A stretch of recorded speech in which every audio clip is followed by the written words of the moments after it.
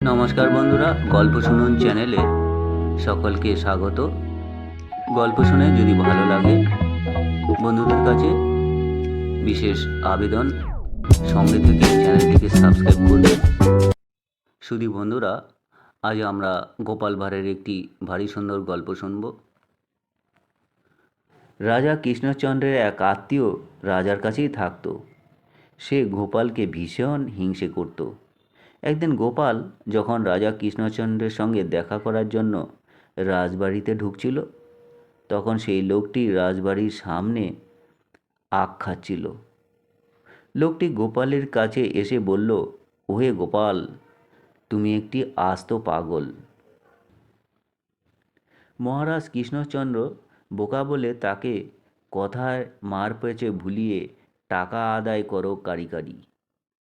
আসলে তুমি একটা মহামূর্খ এবং তুমি একটা পাগল। জানোই তো পাগলে কিনা বলে, এই বলে আখ চিবোতে লাগলো। গোপাল মুচকি হেসে বলল, কথাটা সম্পূর্ণ করুন মহাশয়। পাগলে কিনা বলে আর ছাগলে কিনা খায়।